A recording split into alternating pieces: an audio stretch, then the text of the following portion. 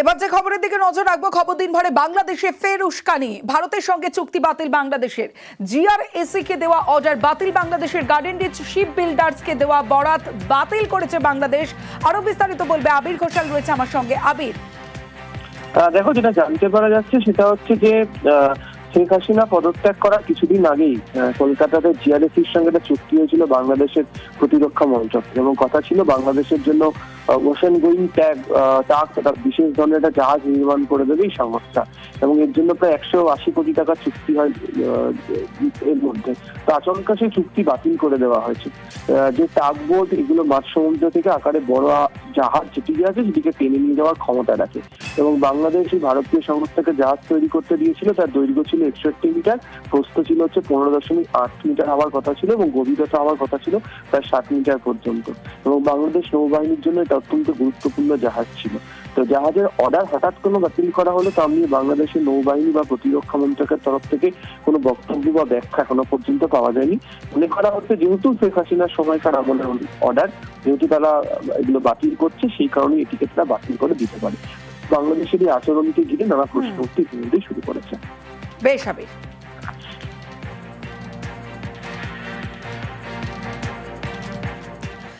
বাংলাদেশের ধর্মগুরুকে প্রার্থী, জামাতের কট্টরপন্থী আমির হামজাকে প্রার্থী। কুষ্টিয়া থেকে জামাতের প্রার্থী আমির হামজা। বাংলাদেশের নির্বাচনের দিন ঘোষণার বালাই নেই, তার আগেই কট্টরপন্থী আমির হামজাকে প্রার্থী ঘোষণা। আমির হামজার সঙ্গে জঙ্গি যোগ স্পষ্ট।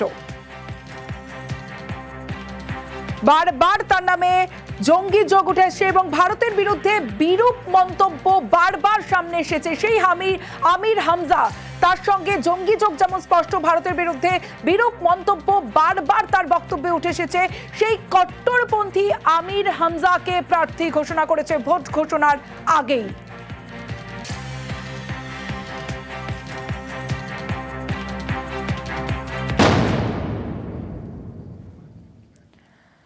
পদ্মা পারে ভোট প্রহসন।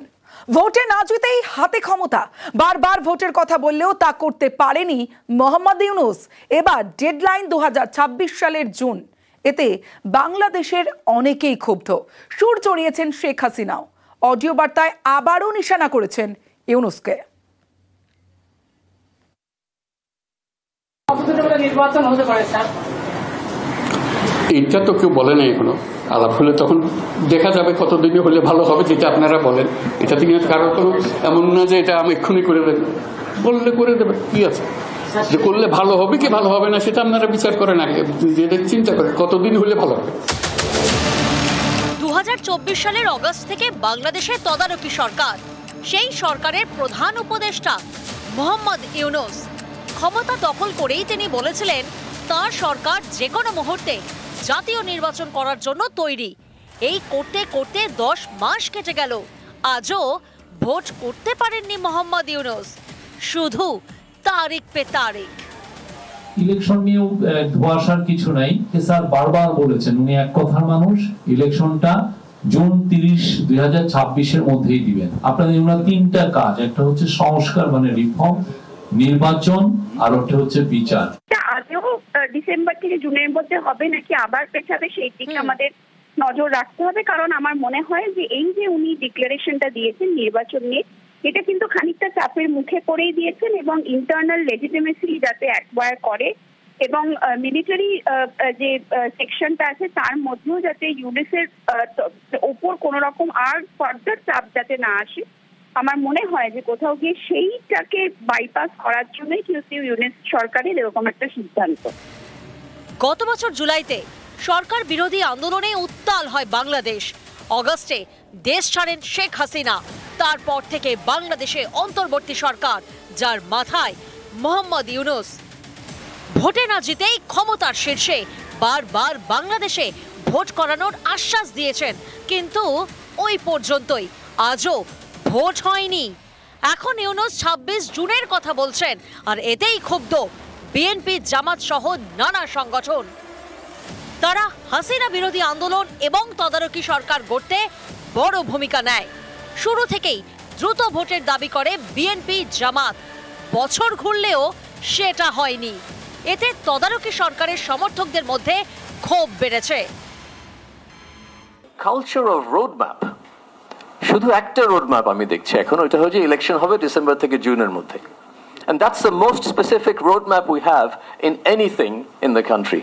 আর ওইটা নিয়ে এখন চিল্লাচিল্লি হচ্ছে যে রোড ম্যাপটা আরেকটু টাইট করে। কোথায় রোড ম্যাপ আছে আমাদের, কোন সেক্টরে? I have no idea, but we need to introduce a culture of road map. এই ক্ষোভ ভালোই টের পাচ্ছেন মোহাম্মদ ইউনূস। কয়েকদিন আগেই গুঞ্জন ছড়ায় তিনি নাকি প্রধান উপদেষ্টার পদ ছাড়তে চান। অনেকে মনে করেন এসব আসলে ইউনূসের কৌশল, পদত্যাগের জল্পনা তৈরি করে সহানুভূতি পাওয়ার চেষ্টা। একই সঙ্গে বিভিন্ন দল এবং সংগঠনকে পাশে পেতে চাইছেন মোহাম্মদ ইউনূস। শনিবার দফায় দফায় তিনি বৈঠক করেন।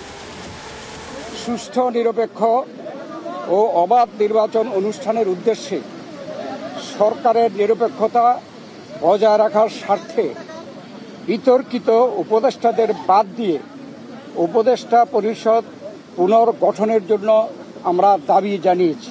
ডিসেম্বরের মধ্যে জাতীয় সংসদ নির্বাচন অনুষ্ঠানের জন্য দ্রুত একটি রোডম্যাপ প্রদানের দাবি আমরা জানিয়েছি। আমরা বলেছি দুইটা বিষয় স্পষ্ট করা দরকার, একটা নির্বাচনটা কখন হবে, আর 2 নম্বর আমরা বলেছি এই নির্বাচনের আগে অবশ্যই সংস্কার এবং দৃশ্যমান বিচারের কিছু প্রক্রিয়া জনগণের সামনে আসতে হবে। একটা হচ্ছে সংস্কারের রোডম্যাপ, আর একটা হচ্ছে নির্বাচনের রোডম্যাপ। কবে হবে রোডম্যাপ আর কবে হবে ভোট, আর কতদিন তদারকি সরকার চলবে, বাংলাদেশ জুড়ে এই সব প্রশ্ন ঘুরপাক খাচ্ছে। আর গদি আঁকড়ে থেকে তারিখের পর তারিখ শোনাচ্ছেন। এতে বাংলাদেশের অনেকের মনেই তৈরি হয়েছে ক্ষোভ। অনেকেই সুর চড়াচ্ছেন।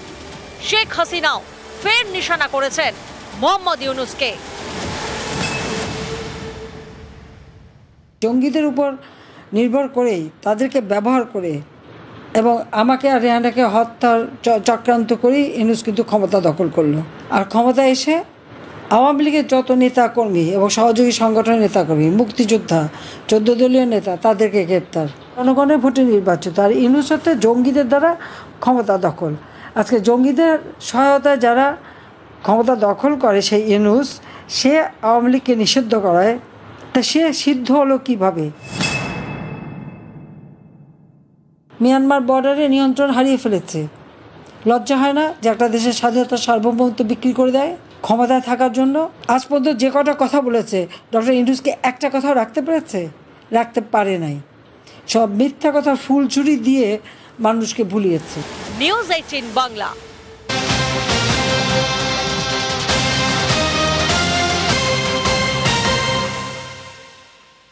দেশে থেকে দেশ বিরোধী কাজ, ঘরের ভিতর একাধিক বিবি সন্ধির এবার পর্দা ফাঁস হচ্ছে। কেন বলছি? কারণ জ্যোতি রানী মালহোত্রার পর একের পর এক পাকচর এবার তদন্তকারী সংস্থার জালে। রাজস্থানের দিকে নজর রাখতেই হচ্ছে।